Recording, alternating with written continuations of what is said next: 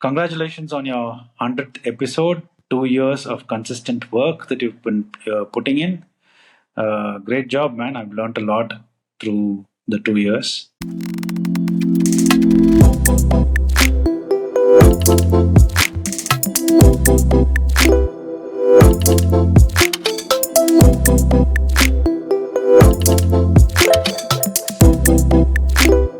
Hello, Sathya. Good morning.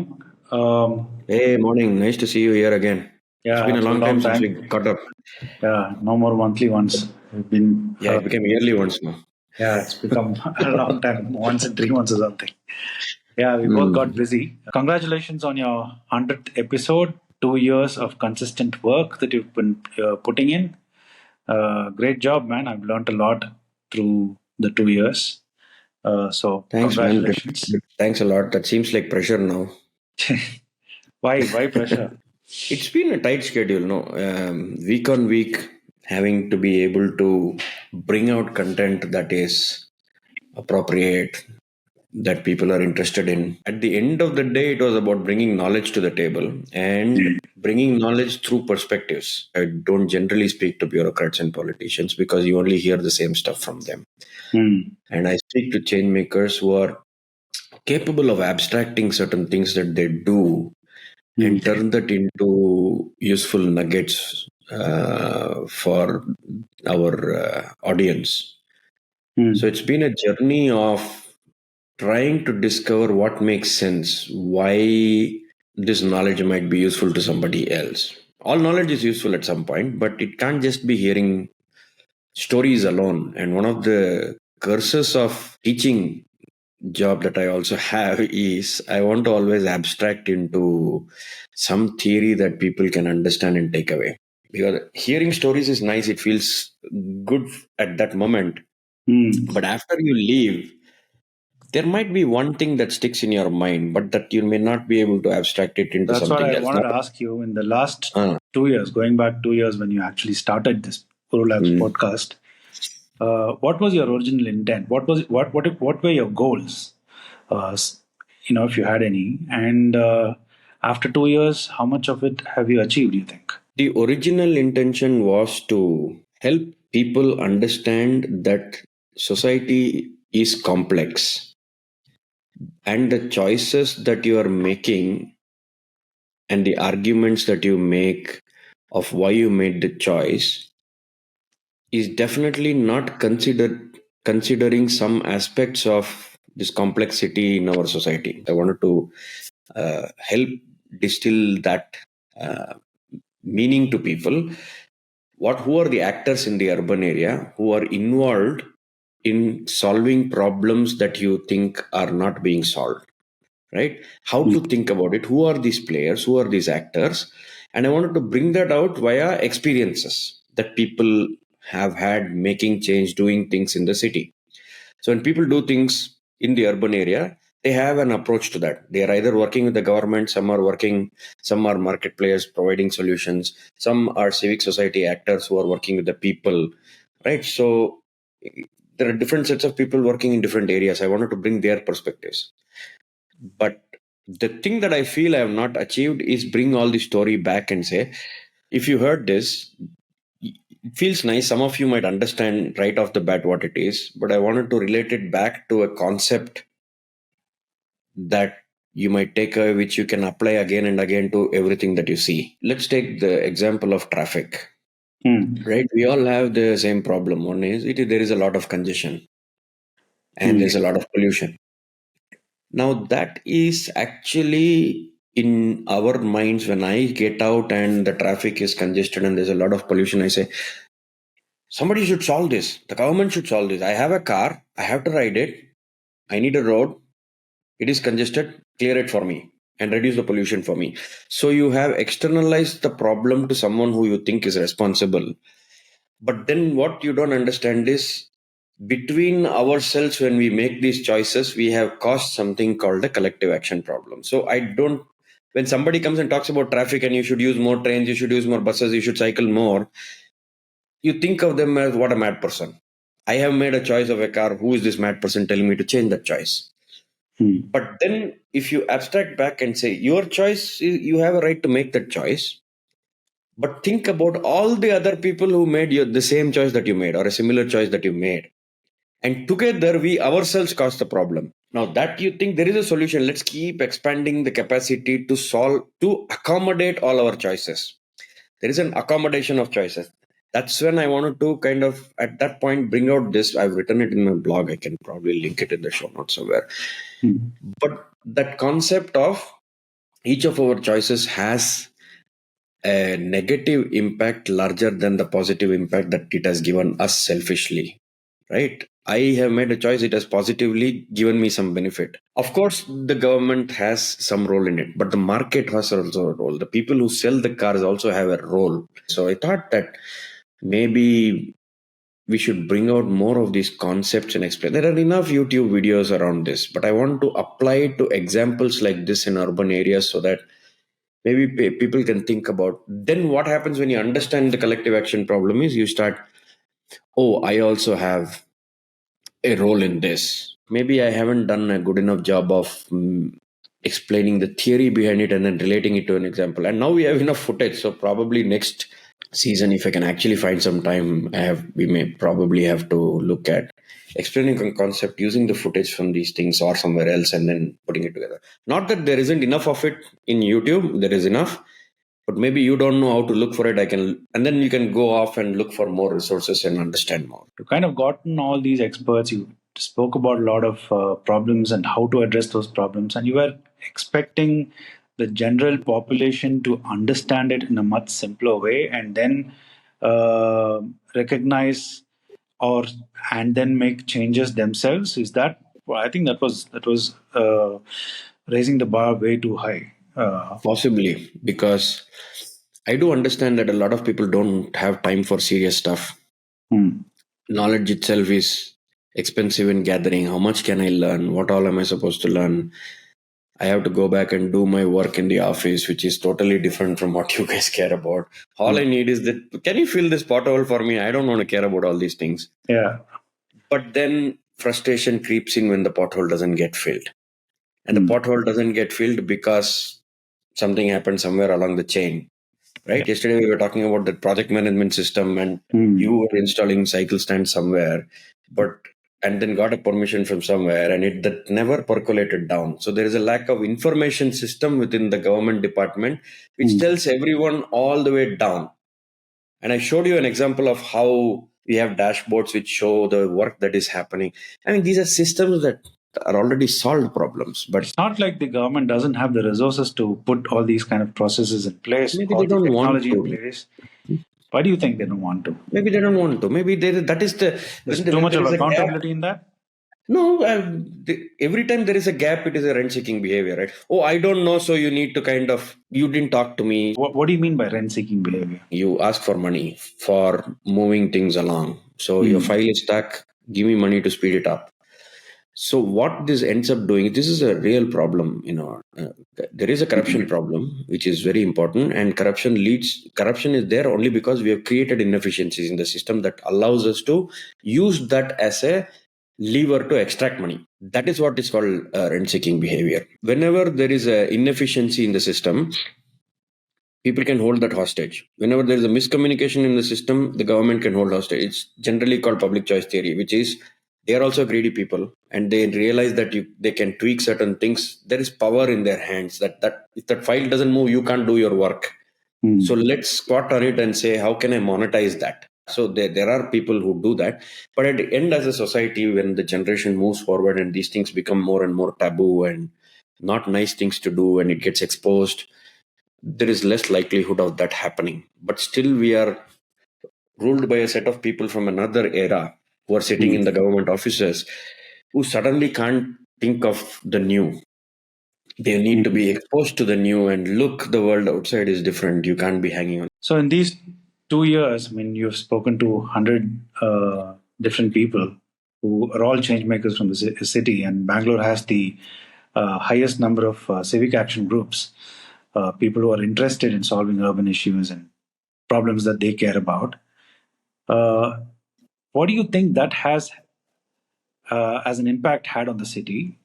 And do you think that this impact is um, comparable to any other city, and it's much higher, and it's actually had some really good results, outcomes come out of it? I think there's far more accountability now. There is far more, there's a branding of active citizenships as activism Hmm. by most people. It's convenient to do that because at many points it appears inconvenient. Tell me about what you said. I think this was, you were talking about what you were doing somewhere, and there was a difference in how one locality behaved versus another, right? When we were installing these stands in one area, it is the uh, no, let's not name the areas, but Hmm. yeah, it's a very corporate area, and we were doing the work on the streets and the roads there, and nobody was interested in what we were doing. Everybody was right there. They were just passing by. They didn't even take a look. They didn't even glance at what we were doing, and they were just going about whatever they were busy with. I mean, I didn't even notice them.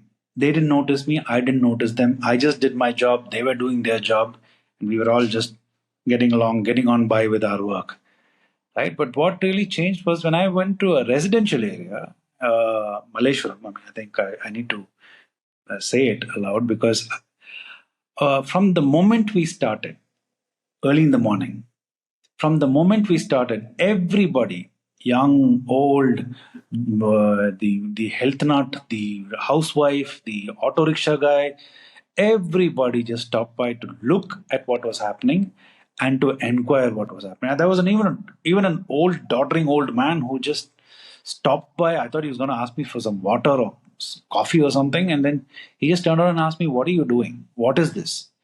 So I had to explain that to him. I liked that part where people were actually interested in what is happening in their area, and I think this is uh, active citizenry at its very base level, right? People, if they cared about what is happening in their area and asked the right questions, it would be good. But the uh, downside of it could be that there could be a lot of this. Okay, where did you get? Who gave you permission? Did you ask the people? We need the local joint engineer or chief engineer to have given you the letter. Isn't this reducing the parking space for other vehicles? We already don't have parking space. Those kind of conversations cannot happen on the road while the work is being done, right? It should have happened at a forum that involves the right kind of people, the right kind of audience, right? So, in while I was really impressed that this area was very interested in what was happening, and I think that's how it should be. Do you think that could also be a pain point, and that's the reason why the government doesn't want people to get too much involved in their decision making? You are installing bicycle stands, right? Hmm. Somebody who thinks their parking lot is getting reduced is going to fight you on it and try to put roadblocks on it because they saw it, they're engaged, and they're doing it. You should accept the fact that there will be. This is the point of democracy which people hate, which is when there People has to hate or be. politicians hate? I mean, politicians mostly because they are the ones who need to get work done, and the bureaucrats as well. Hmm. After a while, once things are decided and frameworks are done, Hmm. things need to move on and move to the next level. Of course, see, there are the point of engagement is that you're aware, you're questioning, and you're there. What you do with that power defines how the city moves, and then the state moves, and then the country moves, and the area also moves. So people in Malaysia are setting examples. Do they? There has to be trade-offs in this, and that people of Malaysia need to make the decision, not you and me, right? At the end of the day. Hmm. So if there are enough people who say we don't want to ride bicycles here, we should be able to say, okay, fine, but live with the consequences of what you made.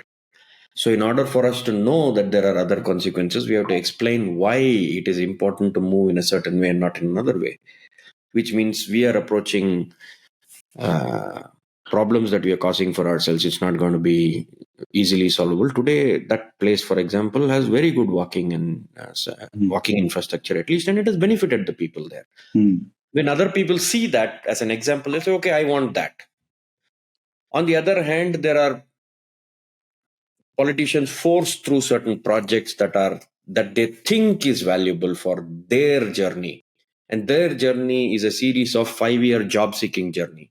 In 5 years I need to get elected, I will do what is visibly nice eye candy, right, which Mm. they think the people will like. Now it's up to the people to say, no, I don't like that eye candy, I would much rather have something more sustainable. But if you don't make those logical arguments, is that this is not the route, that is the route, and make it visibilize that trajectory, the politicians think, no, you don't want that. You only want these fancy, flashy little things which you can feel proud of. One tall building, one fancy road, and full of flyovers going zipping around. It Mm. feels like an America to you. Mm. Nobody tells you America is suffering from many things. And then branding all this progress, sustainable things as a bad word. When Mm. you do these kind of things, you are deluding yourself. You are not going to hear these stories from politicians. You're going to have to hear it from the rest of us. You can call the rest of us as cooks and, some tree huggers and whatever it is. But that's only because you are angry that the truth, what you're facing, is coming out to you. And you are angry about being dispossessed of certain material goods and conveniences and comforts. That is where the challenge lies in change making, is that each person is angry and egoistic about the change that needs to be made to make that in the future. But that is where active citizenship has its role to play, which is, if we don't have engaged citizens, in the long run, it is going to be detrimental. Pratap Banu Mehta, who wrote some couple of weeks ago, you can have democracy, but if you don't know how to use it, you will sell it for cheap stuff. You will Mm. give it away because you don't find value for it. So when Mm. you have an agency, like the difference between that other place and this place is, there is no feeling of engagement. You are transient. You're here for a job. You want to do it and get away from here. Mm. Even when you are here for the short duration of time, it is possible for you to feel engaged about the place because you have to use the public commons. Maybe I'm wrong, but I think I feel that in the other areas where there are bigger, faster roads, no, the Hmm. apathy is higher. But there are smaller, narrower roads where people see things or walk more. There's more involvement. Is Yeah. my honest opinion. I may be wrong. That's when I said the other area that I told you about was signal free roads, massive 3 lane, almost like a highway kind of thing, chocker block with traffic. People would just keep on moving. And so I think there was a lot more apathy. They didn't care about what was happening on the road, right? But here, it was much more slower. It was narrower roads, smaller roads. People were coming to have coffee. People were coming to small shops. Hmm. There's a lot of homebound people there. So I think probably that's probably the difference. And I've been spending the last 2 decades telling this. The more you walk and cycle around in Mm. slow streets where it is not just taking a Google Maps going from point A to point B. If your life revolves around Google Map from compound to office, office to mall, mall to pub, pub to Mm. home back, you are not discovering city or even engaging with it. If Mm. you walk in a street or if you cycle around to your local metro station or somewhere else, when we enable that is when you start understanding the city and caring about it. Even if you are living there only for 6 months, you will still care about it because you will realize the local shop, you will establish relationship. Mm. Kiranas don't survive because of ONDC, they survive because of local relationships with people. Absolutely. And that is what we have to establish back again. The people connect us to all the shopkeepers know us. I may not have lived very long in that place, but they still know. When you Mm. come in 3 times, he starts giving you credit. And Just it show starts up home three delivery times now. regularly, he gives you credit and he knows where your house is. He'll say, I'll deliver it to you. He also wants to know you. He Mm. wants to keep tab. So this is how you establish relationship with the local tea shop, the local gift shop, the local darshini in the corner for Mm. your favorite idli vada. Though we see people and they say hi to us and they give us Diwali sweets. The shopkeeper, Mm. the cell phone guy gives you Diwali sweets for. Yeah, I know. That's what happens. Yeah. Even the That supermarket gave us all some sweets. yeah, but that's, you see how they discover ways of engaging that only have your correlation is very very appropriate, that people need to understand, and I know that people do. But it's just that when we get back in the car, that frame of reference is I need that big road, wide road. Hmm. I want to ride like an America. Hmm. That is the imagination, because everybody is looking up to someone. The small city is looking up to Bangalore and saying, I want to be as useless Bangalore. as Bangalore because it's shiny. Hmm. You don't know you are more productive now. You don't know that you can imagine your streets differently. But I can imagine what I saw there. It is working. Something is working there. Yeah, Hmm. traffic is jammed, but that's also a sign of progress. Yeah. I don't want to be in it, but I like to show other people it is nice. Look, there is a metro going. You yourself are in a car. You don't even care about it. Too many These are the people kind doing of, too many important things. That is that makes it look very busy and highly productive. yeah, yeah, yeah. Yeah. Tall building. I don't have to live in it. But look, I have the tallest one. Yeah. It's a competition. And we are Who has the adding more biggest? of those big roads, traffic free, signal free, not traffic free, signal free roads. Like I said, I mean, I firmly believe that might create more apathy for the city. You might Mhm. just get your job done. You might feel proud of that. What is that flyover? That big flyovers that we have. Those kind of flyovers. Now we are even talking about underpass. I mean, tunnel roads and things like that. We're totally going to keep people away from seeing anything. It's just going to be underground, not even a big road, a signal free road. But this 15-minute city that you and I were discussing, I mean, you were Mm. talking about how pockets of the city, by way of its expansion, by way of its growth, has become self-sufficient in itself, Yeah. and people don't, for example, travel from Yelahanka to, I don't know, Whitefield to watch a movie or a theater play or anything of that sort, because it's all self-contained in pockets. While that seemed like a good thing, that it's okay, people are confined in regions within the city. Do you think that that could be tapped on in order to find a way to solve some traffic issues? Maybe the government can work on it in order to expand over it and make the traffic problem resolved. Is there any answer, any solution there? What you said is very interesting, right? These micro markets have evolved. There are areas which are self-contained. They're called mixed-use neighborhoods. You don't have to go very far. Whitefield has its own self-contained stuff. Indranagar has it. Koramangala has it. JP Nagar has it. Jayanagar has it. Pasangudi has it. Chamanatpet has it. Rajajnagar has it. And now Hennur and other places have their own Hmm. micro market. When these evolve, you start getting localized economies of scale, Hmm. right? But you do end up, like for example, I have to go to Jayanagar 2 or 3 times in a week. I Hmm. take the metro and go. But I'm able to figure out that the cross city connections are useful. If you are going nearby, you should have two other options to take. You may want to bike around. You may want to walk, take a bicycle. You may want to walk to that place or take a small auto rickshaw or a thing. Enable the local. Enable the local more.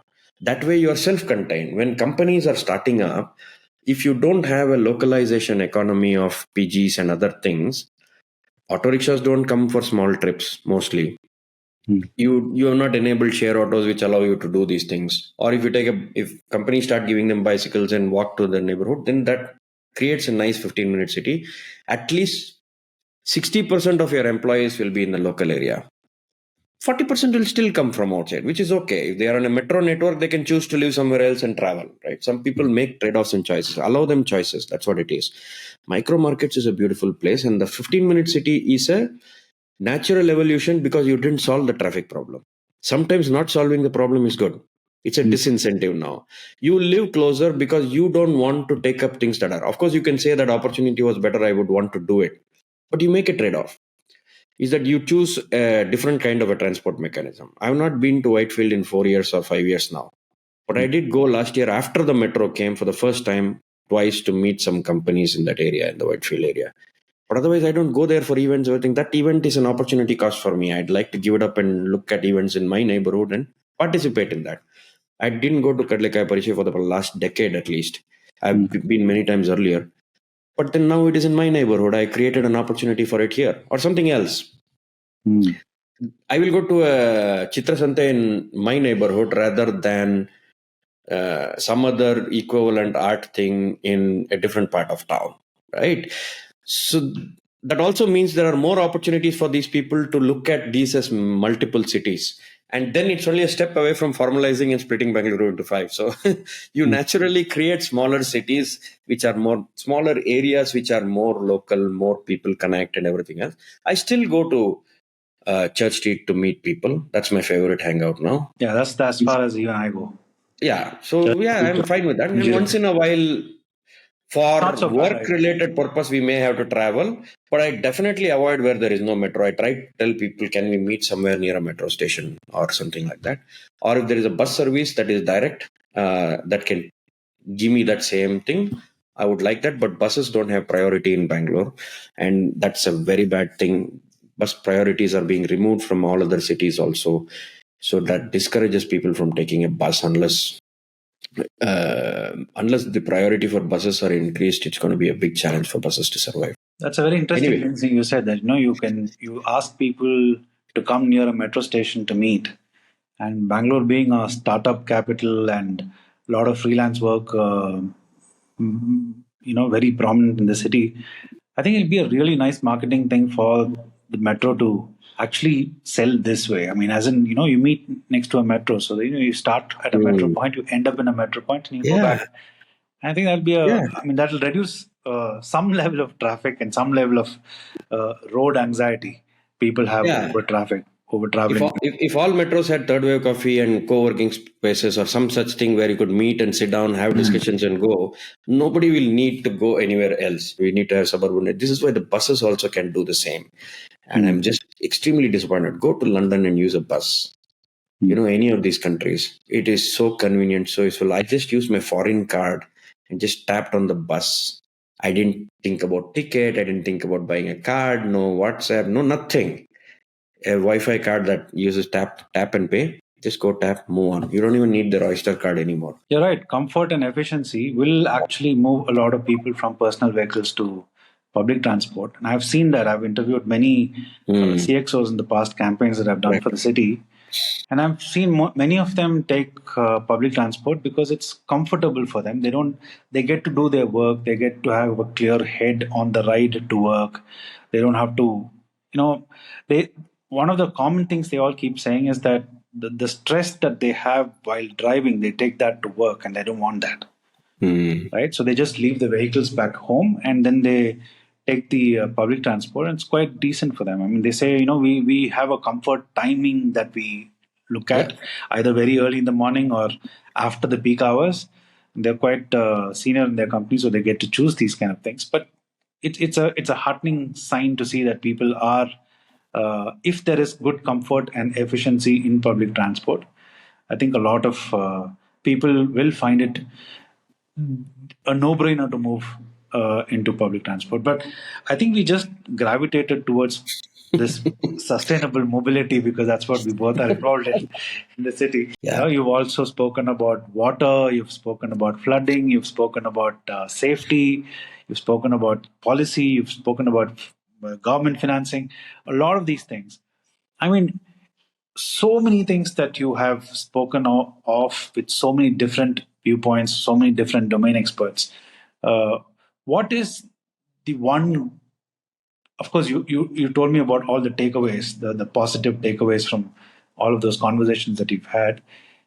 Is there a cautionary tale that you might see hanging from the conversations that you've had, like commonly connecting? Maybe I shouldn't make that mistake, or something that the city should forecast. Some inkling of some negative aspect to this. I mean, something that we can learn from. One of our standard negatives generally is over reliance on the government to solve our problems. Of course, the government will solve some problems, which is what they were supposed to.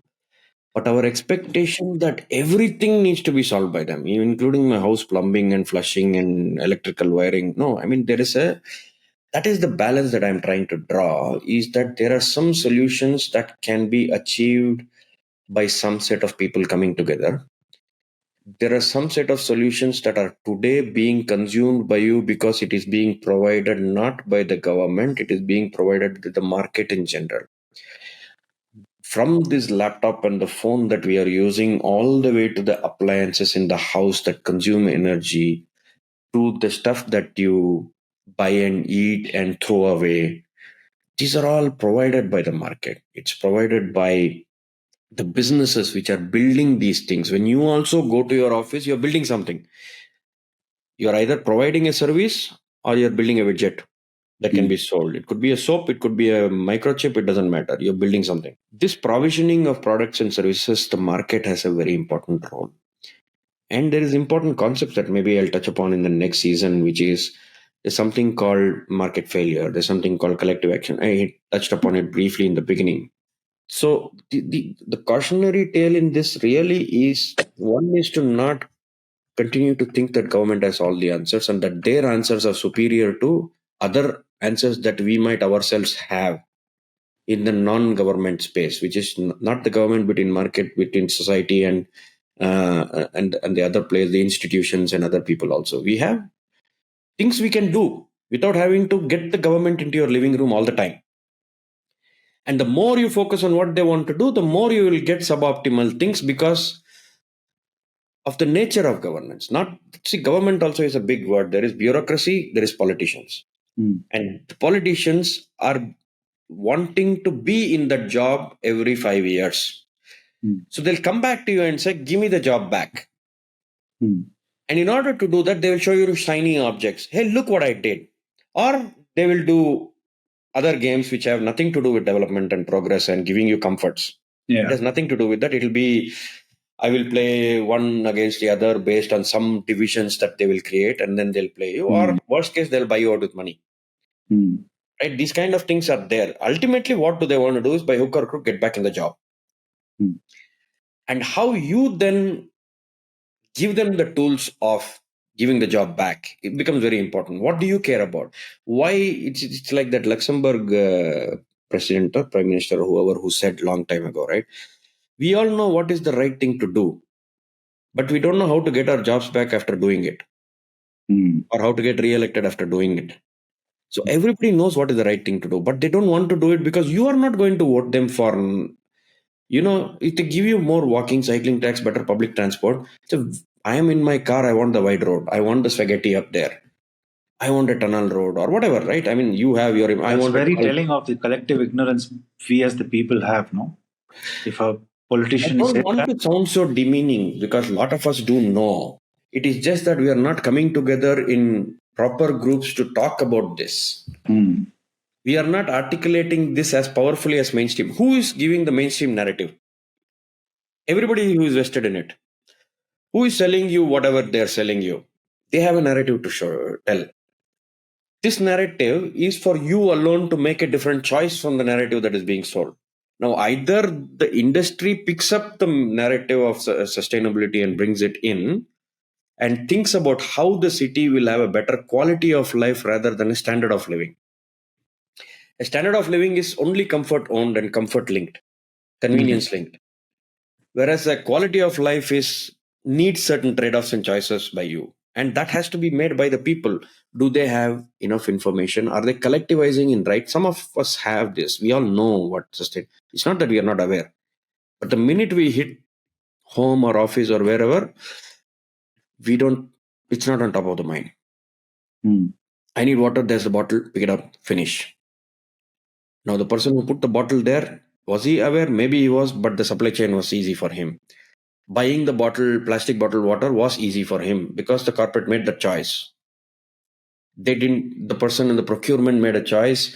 So everybody in that line who's making a choice, the finance guy who's making that is saying it has to be lowest cost. The procurement guy will pick lowest cost. If it is plastic, it will come. And once the choice is made, is the KPIs attached there, then the bottle lies there. And when you're making the choice, you're looking for water. There is no alternative. Only the plastic is there. So pick it up.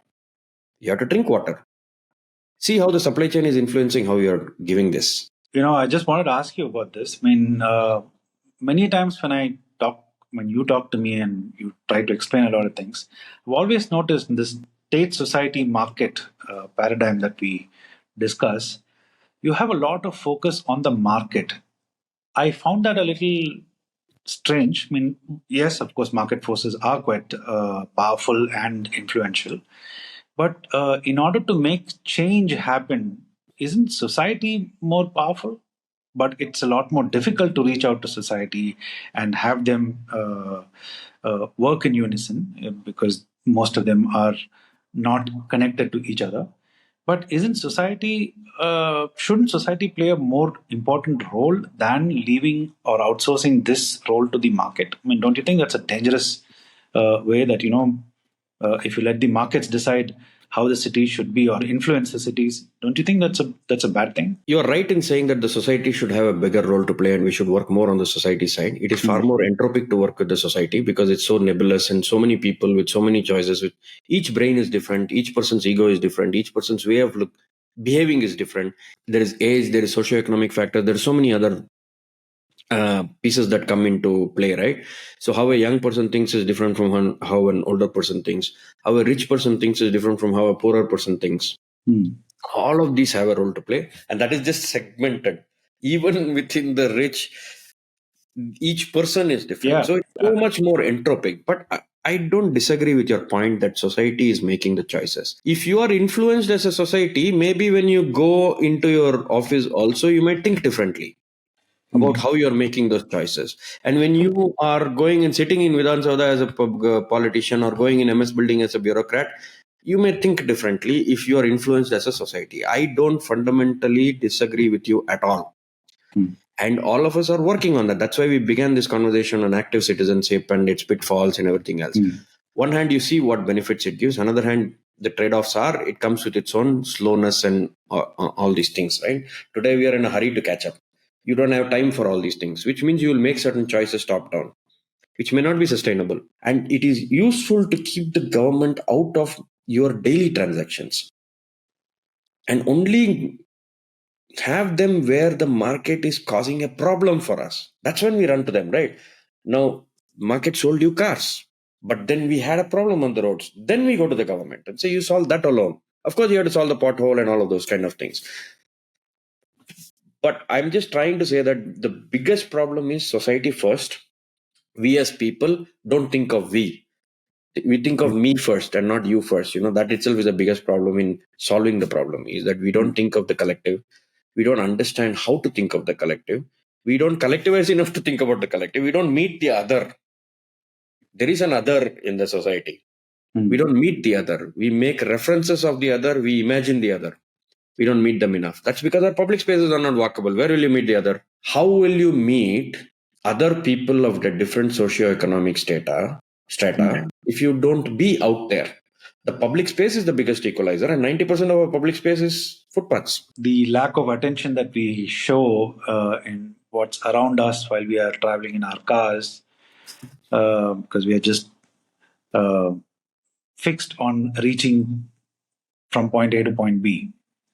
I think as a society itself, that could be one of the big problems, the apathy.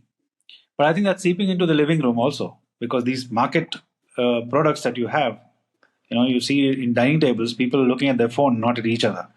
So what's happening on the road is slowly seeping into the house, and this market is to be blamed for it. So I think people need to be. I mean, we need to have more focus on society to see how can we invest more resource, more technology, more education based. I don't know what else, but to make sure that people are a lot more conscious of their thought process, their action, their understanding of what's happening around them. And I think, like you said, I mean, market itself is not going to be the answer. It has to be the people. It has to be the society, right? Because the same apathy is seeping into our living rooms as well. We're either watching something on TV, Netflix, whatever. There's so much distractions. There's a new word called brain rot that is added into the Oxford Dictionary. It's exactly this. It's another word for apathy, where you just completely cut off yourself from the real world and get into the simulated world. So, yeah, I guess. I had not a word for that. I was thinking the older era when we didn't have so many products, when we didn't have to do so much of a job to do this. All there was is a government job to do something, right? We have an economy that needs to now feed itself and grow and do all these things. Energy is going to be the biggest problem. But anyway, we'll keep that for another day. We had a value system which was probably explained by whatever you followed, right? Uh, in the new age, you need a certain value system on health, nutrition, attention spans, things like that. Like how do you think about the greater good? What is the value system that you need to? Because it is evolving. You can't keep on sticking on to certain value systems which don't have relevance in a new age. But yet at the same time, it is trying to keep you grounded for a selfish reason. That selfish reason is preservation of your mental balance, physical balance, and your ability to think of the collective, because that's what makes us human and not chimpanzees, right? We have very little difference. That you all know Harari says very well, right? I mean, the only difference that we have between chimps and ourselves is our ability to work together They're for a a lot more common sustainable, man, right now. Don't But insult. we are more selfish, right? We are But more we selfish. can collaborate with each other. That's one thing, right? I mean, the classic example of the cell phone is it parts come from some 170 countries or whatever. Chimps can't do that. They see a banana, Yeah. Well, I was just it joking. should be made and it should be kept there. They can't collaborate to say, I'll make this, you make this, I'll put it together, jam it together and make an instrument. Probably they'll get there, but right now we have the ability to do that. But we are not using that collectivization effectively. We are using that very well for products, but we are not able to understand the impact space and look at what we are doing because it's long termism. We don't have the ability to do that. In the end, I wanted to touch upon all these things maybe next year and try to do a little more of some of these kinds of conversations also. But they're a little meta, and I was like I was speaking with you, is that some of these concepts are not interesting to people. What am I doing in there? Some intellectuals will come and listen. Some people who are already in this field will understand these things. But a normal layperson is like, what's all this thing? Just fix my pothole. I want to Yeah. get back in my car. Hey, I Yeah. want my water bottle. If it's there, I'll drink it. The choices, you're right about the society, right? I mean, I may talk about the market. It's only because of the over-reliance on government to do everything. I'm just trying to skew the balance. But ultimately, I work with the society, you work with the society, and society is us, you and me, and everybody else, right? What are Including we the doing? politicians and the bureaucrats. Yeah, when they're not wearing their other hat. What's the future? What's your how do you plan to take this forward? What avatar new avatar will we see OoruLabs in? Have you thought through it? No, I wanted to call you after this podcast and actually think about next year. Help Okay. me. Should I be doing it at all? Maybe our viewers should say this, isn't it? Isn't this active citizenship? They should be able to say, "Hey, you guys are just useless." Yeah, I don't. It doesn't matter if you're on or not. We don't care. That's one thing. Let's talk about it. I don't know if is there. I have an Let's idea. wait at this. Do we still need a season 3 at all? Yeah, why not? I mean, Why see, not? Is okay. I'm getting busy. You're getting busy, and people, yeah, we are getting busy, but I think these kind of conversations also help us, get more understanding of what we are into, and probably we'll have more people get interested because I've seen college students, some of them really taking a lot of interest in such activities. I think next season should involve college groups. We should just sit in different colleges and just have one sitting and just see what the youngsters of this country, the future of India, is actually understanding and where their intentions are going to, what they are capable of doing and thinking. Maybe I think we should. It'd be a lot helpful if you share your insights from whatever we've gathered the last 2 years. And I think that kind of a format also would be really nice. I mean, at least the future generation wouldn't be as insensitive and apathetic as we are, as our generation has been. probably, man, probably, and we are kicking the can down the road, but we are continuing to make a mess while we are doing that. And but anyway, so one of the things that I did do was it was a very low budget kind of a podcast. I relied on your computer to do your thing, and I relied on my computer to have a camera and a mic and everything else, and I was able to do a very low carbon way of engaging. Yeah, we are in a domain that doesn't pay well at all. So That is true. So that's the reason, right? So I never had any money. I learned Premiere Pro by myself. I edit all my videos myself. Along the way, I learned. My first video will look very crappy now.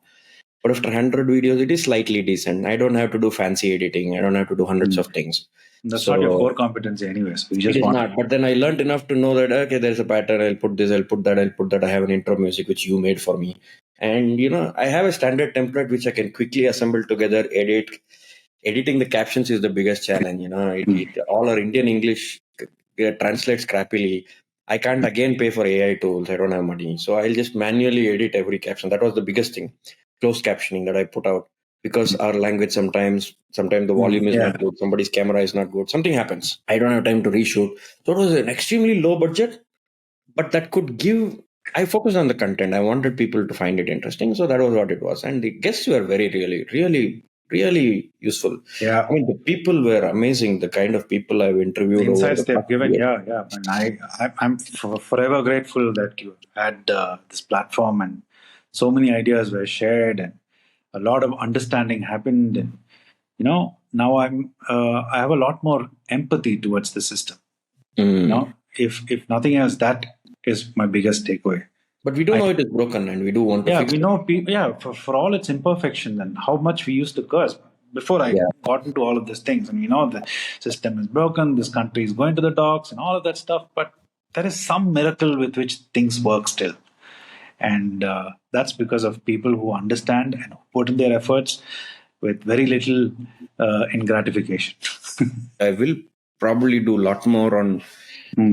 the imminent climate change and the meta crisis that is hitting us because that is going to be extremely big and we can't not talk about that. That's going to influence how we make our decisions. That I feel is for under the Fermi paradox, the great filter is Hmm. probably how we are going to destroy our planet Yeah. with our energy needs and the shit that we are putting out. I Hmm. think that is going to be the biggest. If we can handle that, I think we may cross the great filter even. All those people who have loyally and consistently followed OoruLabs podcast. If you have an opinion, please share your thoughts on what we should do for for the third season. Satya will surely take those those advice into consideration and do what he can. And I really personally want Satya to continue doing this because it's a lot of knowledge that we get for free, and I'm And grateful for that. and I want monthly ones to come back. So get yourself a little more free so we can do it. Sure, yeah, let's do that. Already. All right, Satya, thanks and all the best, and have a great Happy new year. Yeah, Happy New Year, folks. happy new And year. do write to us.